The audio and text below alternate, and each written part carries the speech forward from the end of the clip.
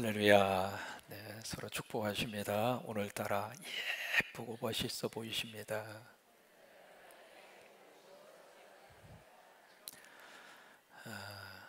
내가 예쁘면 모든 사람이 다 예뻐 보입니다. 오늘 성경에서 만나는 교회가 있습니다. 우리 지난주 이어서 만나는 교회 이름이 바로 안디옥 교회입니다. 안디옥 교회가 어떻게 세워지게 됐고 언제 세워지게 됐는가, 그것은 지난주에 말씀을 드렸으니까 반복하지는 않겠습니다. 두 번째로 오늘 본문에서 우리 만나는 하나의 새로운 이름이 있습니다. 바로 이 안디옥 교회에서 인류 최초로 그리스도인이라고 하는 말이 탄생이 됩니다. 그래서 두 번째로 그리스도인이라고 하는 말, 영어로 크리스천이라고 하는 말이죠. 여기 이 단어가 어떻게 돼서 이 안디옥 교회 교인들에게 불리워지게 됐고, 그 의미성은 어떤 의미를 가지고 있는가라고 하는 것을 잠깐 살펴보겠습니다. 세 번째로 이 안디옥 교회 교인들이 지금 오늘 본문 속에서 너무 귀한 사역을 감당합니다. 그러니까 이 교회가 외부적으로 첫 번째로 사역을 감당하는데, 그 사역이 바로 무슨 사역이냐면 섬김 사역을 안디옥 교회 교인들이 한두 사람이 이 섬김 사역을 감당하는 것이 아니라 전체 교인들이 하나가 돼서 너무 귀한 이 섬김의 사역을 안디옥 교회 교인들이 감당을 합니다. 과연 이 섬김 사역이 구체적으로 무엇이었는가라고 하는 것을 같이 살펴보겠습니다. 우리가 잠깐 지난주에도 봤습니다마는 지도를 통해서 우리가 잠깐 살펴보면 여기가 지중해고 여기가 갈릴리고 여기가 무슨 바다죠? 사실 이제 지도를 딱 그리면 머릿속에 어디가 바다, 어디가 육지, 그건 이미 다 기억하시리라고 생각하고요. 이 사이를 중심으로 해서 이쪽에 내륙 지역에 위치해져 있는 도시가 바로 예루살렘이라고 하는 이 도시죠. 그러니까 사도행전 속에 최초로 세워진 교회는 예루살렘 교회예요. 근데 예루살렘 교회의 특징은 철저하게 유대인들을 대상으로, 이스라엘이라고 하는 영토 밖을 벗어나지를 않았죠. 근데 요새 이제 박해가 있었습니다. 그래서 어쩔 수 없이 여기 있는 교인들이 다 살기 위해서 풀풀이 흩어집니다. 흩어졌는데 흩어진 그 장소에서 사그라지고 없어진 것이 아니라, 흩어진 장소에서 숨어서 몰래 그들의 생명을 부지하고 산 것이 아니라, 여기에 중요한 삶의 원리가 있습니다. 자기가 흩어진 그 자리를 사명의 자리로 해석합니다. 쫓겨온 것이 아니라 하나님이 보내셨다. 여러분, 쫓겨왔다고 하는 거하고 하나님이 보내셨다고 삶에 대한 자세가 틀립니다. 그러니까 내가 삶의 자리를 내가 어떻게 해석하느냐, 그것은 자기의 영성이에요. 자기의 삶에 대한 가치거든요. 근데 이 크리스찬들은 어떻게 그걸 해석했는가? 하나님이 날 여기 보내셨다, 해석한 거예요. 그러니까 그 자리가 바로 사명의 자리가 된 거예요. 직장도 똑같습니다. 내가 돈 벌기 위해서, 생활하기 위해서 어쩔 수 없이 경제적 활동을 위해서 내가 그 직장에 들어갔다 그러면 거기에 매여서 우리가 직장 생활할 수밖에 없잖아요. 그런데 하나님이 여기 보내셨다, 그게 아멘. 하나님이 나 여기 보내셨다. 사명의 자리로 직장을 해석하는 사람은 직장 생활 자체가 의미가 달라집니다. 그래서 초대교회 교인들이 흩어진 장소마다 하나님이 나 여기 보내신 내 사명의 자리다, 이렇게 해석하니까 이게요, 주눅들지가 않는 거예요. 이게 당당하게 살아가는 거죠. 거기에서 자기가 할 일을 찾습니다. 그 할 일이 바로 뭐냐면 복음 전거예요. 그래서 이분들이 흩어진 장소마다 예수를 전하고 예수의 십자가를 전하고 부활을 증거하고, 그것을 이제 증거하는데, 그래서 위쪽에 한 500km 떨어져 있는 여기 안디옥이라고 하는 장소, 여기가 바로 그 수리아 안디옥, 수리아라고 하는 그 당시 나라가 수리아입니다. 수리아의 수도가 안디옥이었습니다. 인구는 50만 명이었고요. 500km 떨어진 바로 이 지점에 바로 여기에서 박해 때문에 피난 온 그 사람들이 다 가서 복음을 전하죠. 그렇게 해서 세워진 교회가 안디옥 교회예요. 그러니까 안디옥 교회는 두 가지의 특징이 있습니다. 첫째로 이방인 땅에 세워진 최초의 교회입니다. 그 다음에 두 번째의 특징은 이 안디옥 교회를 세운 개척 멤버가 없습니다. 무명의 성도들이, 그렇게 해서 이 교회가 세워지게 됐는데, 이 교회 속에 뭐가 강력하게 역사를 했는가? 성령님이 강력하게 역사하신 거예요. 여러분 지금도 성령님이 역사하실 때 성도들을 쓰시고 그리고 교회를 쓰시고 성령님이 역사할 때 민족을 들어 쓰십니다. 미국의 역사를 보더라도요, 미국의 역사가 언제 확 하고 바뀌어졌는가, 3번에 걸쳐서 영어로 말하면 Great Awakening Movement라고 하는 게 있었습니다. 한국말로 말하면 대각성 운동입니다. 그러니까 미국의 역사 속에 3번에 걸친 강력한 성령의 불이 그 땅에 떨어진 거예요. 그리고 나서 미국을 들어 쓰신 거예요. 우리 한국의 역사를 보더라도 1907년도에 평양에 오순절 다음으로 동양의 오순절이라고 불리는 성령의 불 같은 역사가 이 땅에 떨어진 거예요. 이제 그런 것처럼 이 안디옥 교회에 성령의 역사가 임하는 거죠. 하나님의 불이 있는 거예요. 사람은 불이 꺼지면 죽는 거예요. 그러니까 불이 있다는 이야기는 살아있다 그 말이에요. 그러니까 교회 안에 성령의 불이 꺼지면 안 됩니다. 제단 불을 끄지 말라 무슨 의미예요? 하나님의 불 끄지 말라 그 말이에요. 개인적으로도 불이 있어야 되고 우리 가정에도 성령의 불이 있어야 되고, 그러니까 우리 가정 속에 하나님의 불이 있으면 자녀들이 일어나는 거예요. 이게 뭘 하더라도 불이 꺼지면 안 됩니다. 그래서 이 제단 속에 불이 임하니까 그냥 엄청난 부흥의 역사가 일어나게 되잖아요. 일어나게 되는데 그때 당시에 이 안디옥 교회 교인들이 3,000에서 5,000명 정도로 추산을 합니다. 여러분 지금도 3,000명 교인, 5,000명 교인 커요, 작아요? 별로 안 작아요? 지금도 큰데 여러분 2000년 전에 3,000명, 5,000명 보통 교회가 아닙니다. 그래서 예루살렘 교회에서 초대 담임 목사로 바나바를 파송하죠. 바나바가 가서 열심히 사역을 하는데 혼자서는 부족하니까 동역자를 어떻게 하느냐면 공개 모집한 것이 아니라 따라서 하십니다. 청빙을 했습니다. 청빙을 한 거예요. 여러분 그것이 교회에 목회자를 모시는 우리의 태도입니다. 청빙입니다. 청빙이란 무슨 뜻이에요? 가서 청하여 모셔오는 거예요. 그렇게 해서 이제 사울을 모시고 오는데, 여러분 그래서 그 안디옥 교회 초대 담임 목사가 바나바고 그 다음에 함께 동역을 하신 분이 사울이잖아요. 이 사울이 결국 누구냐면 바울이에요. 이 사울과 바울은 같은 사람인데 이름이 2가지예요. 그래서 사울로 쓰다가 바울로 쓰다가 바울로 쓰다가 그 다음에 사울로 쓰다가, 여러분 13장에 가서 보시면 바울과 사울, 사울과 바울이 동시에 나옵니다. 같은 사람이에요.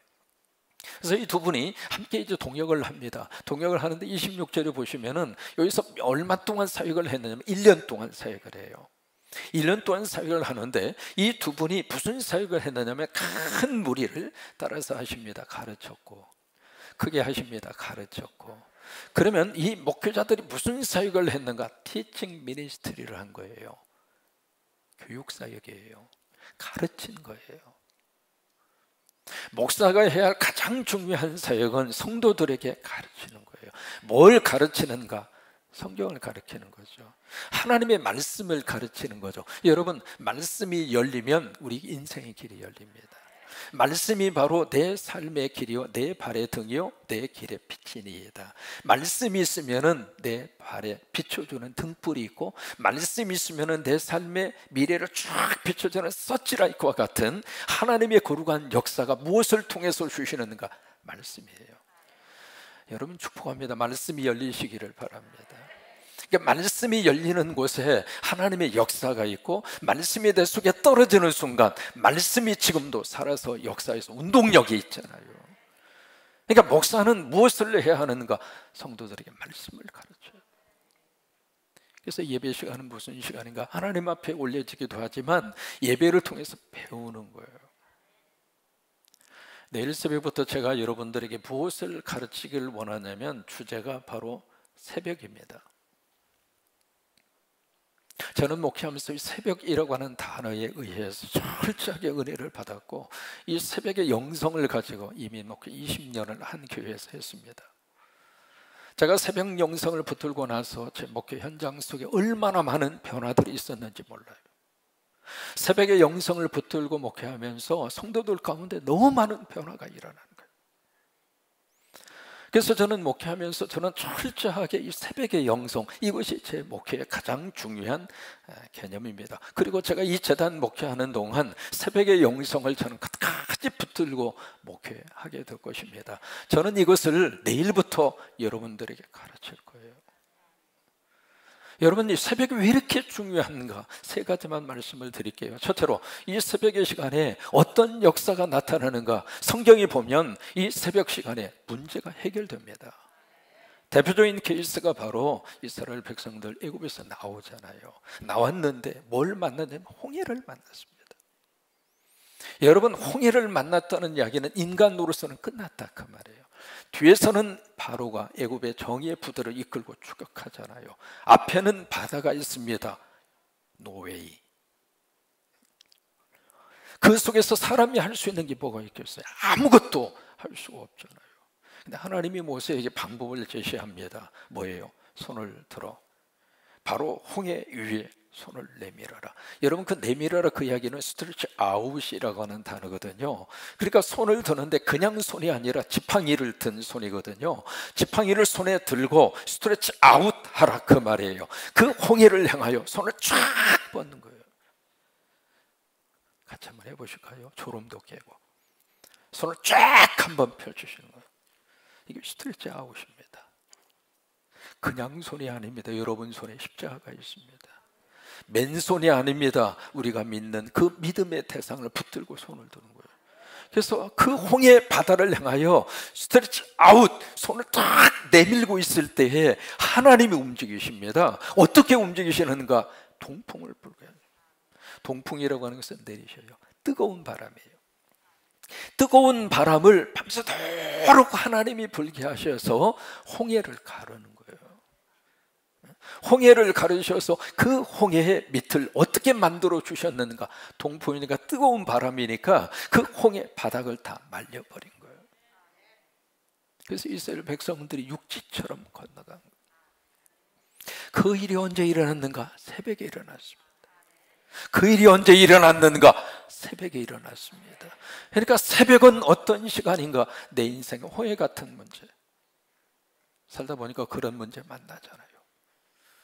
근데 그것을 어떻게 해결할 수 있는가? 하나님 앞에 스트레치 아웃하면서 주님 도와주세요.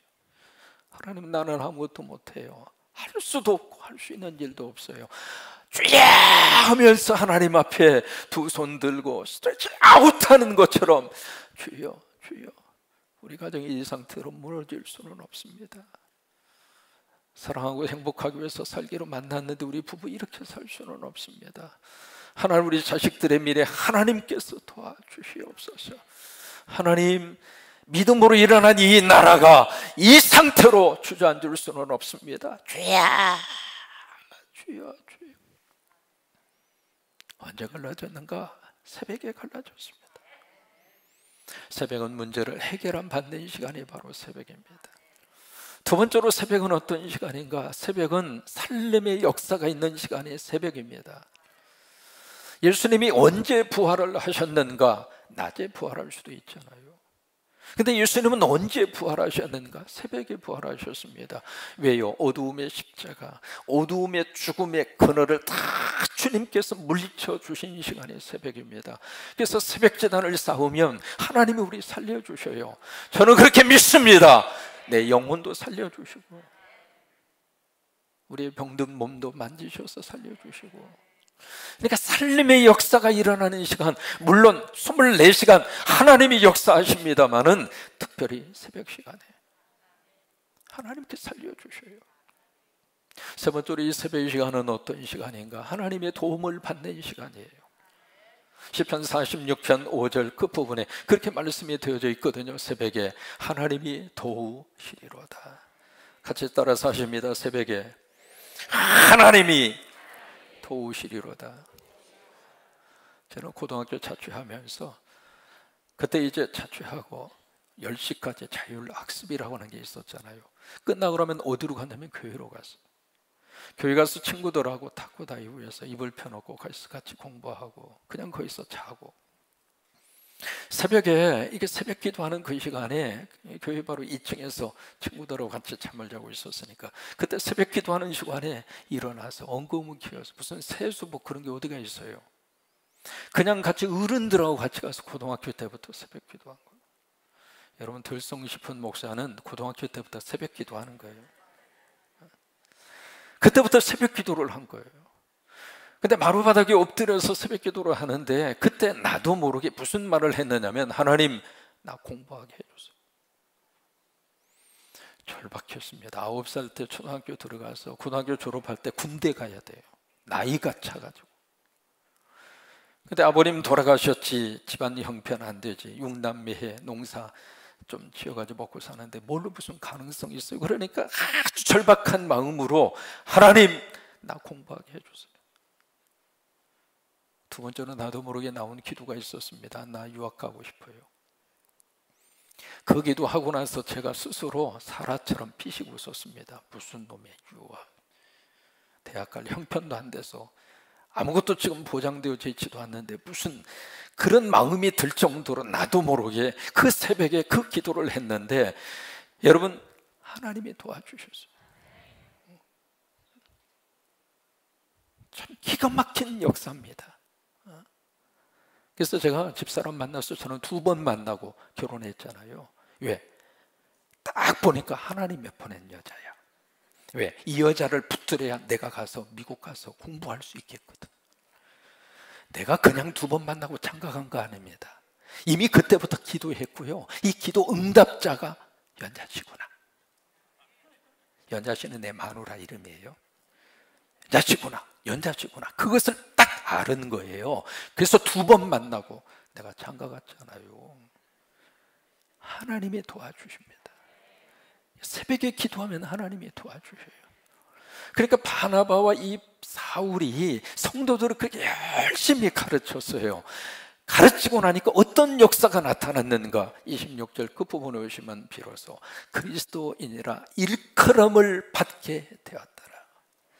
같이 따라서 하십니다. 비로소 그리스도인이라 일컬음을 받게 되었더라. 비로소라고 하는 것은 처음 오라라고 하는 뜻이에요. 최초로 그 이야기예요. 일컬음을 받았다는 이야기는 to be called, 수동태입니다. 누군가가 그렇게 불러준 거예요. 우리 스스로가 그렇게 부른 것이 아니라 누군가가 그렇게 인정을 하고 불러준 거예요. 그렇게 해서 나온 이름이 그리스도인인, 영어로 말하면 크리스찬이라고 하는 말입니다. 이 크리스찬이라고 하는 단어의 뜻은 몇 가지 뜻이 있습니다. 저는 belong to the Jesus Christ, 그리스도에게 소속했다 이 말이에요. 나는 세상에 소속한 인생도 아니고 나는 마귀와 사탄에게 소속한 사람도 아니고 나는 특정한 어느 정부에 소속한 사람으로 내가 내 인생이 끝나는 것이 아니라 나는 예수에게 속했다.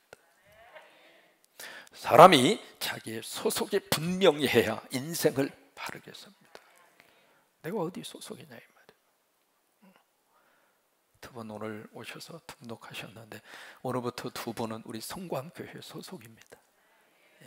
어느 교회 나가세요 그러면은 잘 모르겠는데요. 그러면 안 돼. 소속이 오늘부로 성광교회 소속이 된 거예요. 내가 예수 그리스도를 영접하고 하나님의 자녀가 딱 드는 순간 I am a Christian, 나는 크리스찬이 된 거예요. 나는 예수에게 소속했다 그 말이에요.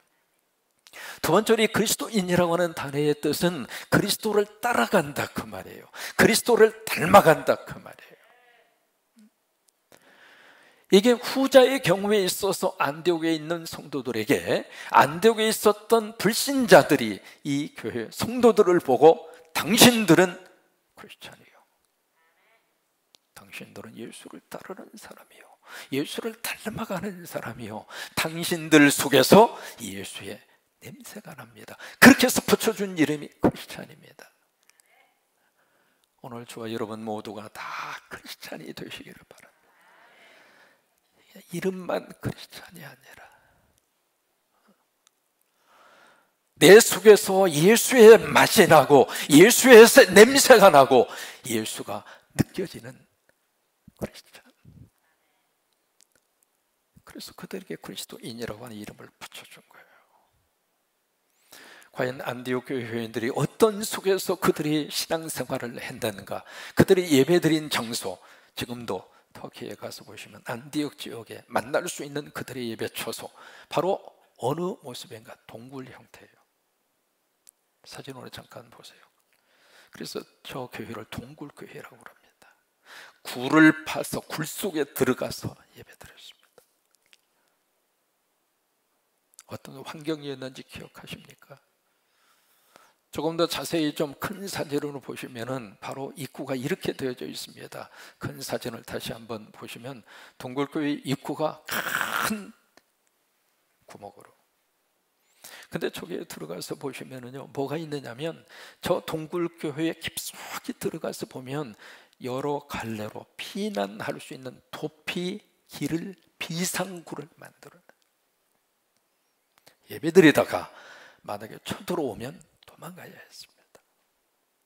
도망가다가 잡히면 화형을 당하든지 굶주린 사자에게 던져져서 밥이 되든지. 그냥 예배 참석한 게 아닙니다. 그들은 교회당 오기 위해서는 목숨을 걸어야 했습니다. 저 동굴교회에 들어오기 위해서는 생명을 걸어야 와서 예배드릴 수 있었습니다. 그렇게 예배드린 거예요. 그렇게 예배하면서 믿음을 지켜가는 그들을 보면서 오케이, 당신들은 크리스찬이요, 그런 거예요. 그 당시에 이 사람들이 어떤 환경에서 신앙생활을 했는가? 오늘 여기 그라우디오라고 하는 황제가 나옵니다. AD 41년에서 54년까지 13년 동안 로마 제국을 통치한 황제입니다. 이 황제가 통치하던 시절부터 뭐가 있었느냐면 황제 우상 숭배가 남았습니다. 그러니 하나님 믿는 사람이 어떻게 황제 우상을 숭배합니까? 그때부터 고난이 시작이 된 거예요. 그리고 그의 아들이 바로 네로거든요. 그 네로는 기독교 박해의 절정에 이른 인물이잖아요. 그때부터 기독교 박해가 몇 년 동안 지속이 됐는가? 250년 동안 지속이 됩니다. 우리 1년 동안 마스크 쓰면서도 힘들어 죽겠는데, 대면 예배 몇 번 못 드리니까 답답해서 죽겠는데, 250년 동안 그들이 고난의 터널을 통과한 겁니다. 그 속에서 믿음을 지켰고, 그 속에서 예배를 들었고, 그들이 크리스찬이었습니다. 이 그리스도인이라고 불리움을 받는 이 안디옥 교회 교인들이 뭘 했는가? 그것이 바로 오늘 본문이에요. 이 사역을 합니다. 아가보라는 사람이 예언을 하죠. 장차 이 천하라고 하는 것은 로마 제국을 말합니다. 큰 흉년이 들 것이다. 흉년이 든다는 이야기는 먹을 것이 없다, 그 말이죠. 그때 예언을 했는데 그 예언이 그라우디오, 그 황제가 통치하던 AD 41년에서 54년 그 어간에 큰 흉년이 온 거예요. 그래서 이 흉년이 어느 한 특정 지역에만 있었던 것이 아니라 애굽 전체 모든 제국에 광범위하게, 지금으로 말하면 팬데믹 상황이 온 거죠. 그래서 먹을 것이 없어서 굶주리고 있는데 그 소식을 안디옥 교인들이 듣고 500km 떨어진 이 예루살렘 교회 성도들에게 뭘 했느냐면, 오늘 여기에 참 기가 막힌 것을 결의를 합니다. 29절에 보시면 29절에 뭘 결의를 하는지 한번 성경을 보세요. 그들이 29절에 제자들이 각각 그 힘대로 유대에 사는 형제들에게 뭘 보내요? 부조를 보내기로 어떻게 했죠? 다시 말해서 회의를 해서 결정한 거예요. 근데 부조를 보내는데 그 부조라고 하는 말, 우리가 생각하는 부조는 뭐 결혼식이 있거나 장례식이 있거나 그랬을 때 어쨌든 축하하고 위로하는 차원에서 내는 걸 부조금이라고 그러잖아요. 또 힘든 사람, 이웃에게 뭔가 이렇게 도움을 줄 때 우리가 부조를 한다 그러잖아요. 근데 오늘 성경에서 말하는 이 부조라고 번역이 된 이 단어는 그런 의미의 부조가 아닙니다. 여기에 이제 성경에 이 부조라고 번역이 되어 있는 이 단어, 이 거기에 보시면은 제 성경에는 3이라고 써져 있고 밑으로 쭉 가서 보시면은 조그만한 글씨로 해석이 있을 겁니다. 아마 그런 성경 가진 분이 있을 거예요. 거기에 헬은 헬라어예요. 헬라어로 뭐라고 되어 있는가? 봉사라고 되어 있다 이 말이에요. 다시 말해서 이 단어가 디아코니아 그 단어로 되어 있는 거예요. 그 디아코니아라고 하는 단어가 무슨 뜻이냐면 섬김과 봉사입니다. 그 사역을 한 거예요. 여러분, 흉년이 들어서 안디옥 교회 교인도 예루살렘 교인도 배고픈 것은 똑같아요. 그런데 지금 내 배가 고파서 지금 먹을 것이 없어서 똑같이 기근에 흉년에 그렇게 고생하고 있는데, 이 안디옥 교회 교인들이 예루살렘 교인들에게 헌금을 모아요. 각각 그 힘대로 다 최선을 다해서. 그 모습이 바로 여기에 그리스도인으로 칭함을 받은 안디옥 교회 교인들이 보여준 그들의 삶의 모습이에요. 세상의 논리하고는 정반대입니다. 세상의 논리는 내 것부터 챙겨야 되잖아요. 안에 있어도 더 많이 쌓아놓아야 되잖아요. 아니, 그 좋은 기업에 들어갔으면 거기서 월급만 받아도 먹고 살잖아요. 그러나 거기서 정보가 제공되었을 때 다른 사람들이 눈치채기 전에 어떻게 쓰든지 그 땅에 나무를 심든지 갖다가 뭘 하든지, 그래서 보상을 몇십 배 받아야 그것이 세상적으로 잘 사는 사람이고 똑똑한 사람의 모습이잖아요. 그 세상의 논리가 판치고 있는 그 속에서 여기 안디옥 교회 교인들은 우리는 그렇게 살지 않겠다. 쥐었던 손을 놓으면서 그들을 살리기 위해서 내 어떤 의미에서 마른 걸레를 쥐어짜는 것처럼 그렇게 헌금을 해서 그 헌금을 예루살렘 교회로 흘러보내고 있죠. 세상의 눈으로 보면 이렇게 바보스러운 사람이 어디가 있습니까? 그런데 그들이 크리스찬이었습니다. 그것이 안디옥 교회에서 그런 모습으로 사는 그들을 보면서 당신들이 크리스찬이요, 그 이야기를 해준 거예요. 여러분, 사순절이 되면 이렇게 흔히 모르겠어요. 듣는지 안 들으시는지 모르겠지만 유행가 중에 김도양 씨의 난 바보처럼 살았군요. 거기서 흥얼거리는 분들이 좀 계시는 걸로 알아요. 그래서 쭉 그 가사 내용 뭐 다 소개하지 않아도 아시잖아요. 쭉에서 난 바보처럼 살았군요. 난 바보처럼 살았군요. 뭐 이제 그런 노래잖아요. 근데 이제 저 노래를 소개해 주고 싶어서가 아니라 저 노래를 가장 먼저 부른 사람이 이종용 씨예요. 이종용 가수가 저 노래를 불러서 너라고 하는 노래하고 같이 히트를 쳤잖아요. 그러다가 인기 정상에 올라갔던 1975년 12월 달에 대마초 사건으로 구속이 됩니다. 그래서 구치소에 들어가서 140일 동안 구류 생활을 해요. 근데 거기서 누구를 만났느냐면 사형수를 만났는데, 이 사형수가 예수 잘 믿는 사형수를 만난 거예요. 이 사형수가 이종용 씨를 붙잡고 복음을 전하고 전도했는데, 그래서 마음이 열려서 이종용 씨가 크리스찬이 된 거예요. 근데 이 사형수가 죽기 얼마 전에 이종용 씨를 딱 놓고 기가 막힌 말을 합니다. 나는 조금 있으면 죽습니다. 사람은요, 자기의 죽는 것을 직감하잖아요. 그런데 당신은 조금 있으면 이 감방을 나갈 것입니다. 당신이 이 세상으로 가거들랑 내가 세상에서 예수님을 위해서 하지 못했던 것, 그 몫까지 당신이 해주시오. 그래서 이종용 씨가 결단을 합니다. 계속 노래를 부르면서 난 예수 없이 바보처럼 살았다.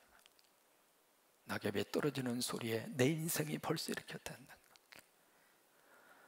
잊혀져 버린 시간, 흘러가 버린 그 시간, 내가 다시 잡을 수만 했다면 어떻게 잡습니까? 그래서 계속 나는 바보처럼 살았군요, 바보처럼 살았군요, 그렇게 고백만 하고 노래만 해서 인기만 얻었을 뿐이지 정작 자기의 삶을 그 각도에서 들여다보지를 못하다가 거기서 난 더 이상 바보처럼 살기 싫다, 이 세상에 헛똑똑이가 돼서 나는 더 이상 바보처럼 살기 싫다. 그래서 이분이 결단을 하고 미국의 어스틴이라고 하는 곳에 가서 신학을 하고 목사가 됩니다. 이분이 저하고 같이, 제가 목회하던 지역에 목회하고 계시거든요. 저하고 같이 목회했어요. 지금도 미국의 코너스톤 교회라고 하는 교회를 목회하고 있습니다. 난 예수님 안에서 이제는 난 바보처럼 살기 싫다. 이제는 예수 믿고 예수님이 우리에게 보여주셨던 안디옥 교회 교인들이 참 바보스럽게 어떻게 내 것 챙기려고 하는 세상에서 이렇게 흘러보내고, 우리 성광교회가 그렇게 하나님 앞에 쓰임 받으셨으면 좋겠어요. 어려운 이웃의 교회를 향하여 끊임없이 흘러보내고, 선교 현장으로 끊임없이 흘러보내고. 우리가 지금 아직 3개월이 채 지나지 않았습니다만 여러분 주보를 보시면 거기에 건축 중인 십자가 사역이 있습니다. 10개 지금 건축을 하고 있습니다. 하나님이 기뻐하는 곳으로 많이 바보처럼 그래요. 여러분, 그것이 크리스찬입니다. 오늘 우리 크리스찬의 이미지가 세상 사람들에게 지금 어떻게 비춰지고 있는가, 한 번 정도는 우리가 질문을 던져보지 않을 수가 없어요. 크리스찬 하면 그냥 막 이기적이고, 크리스찬 하면 그냥 내 것만 챙기고, 크리스찬 하면 그냥 욕심이 한도 끝도 없고, 그 개념으로 크리스찬이라는 이름이 그렇게 그들에게 인식되어진다면 다시 한번 우리는 하나님 앞에 회개하고, 하나님, 나 크리스찬으로 살고 싶습니다. 하나님, 나 그리스도인으로 살고 싶습니다. 그런 은혜가 우리 속에 넘치시게 되기를 주의 이름으로 축원합니다.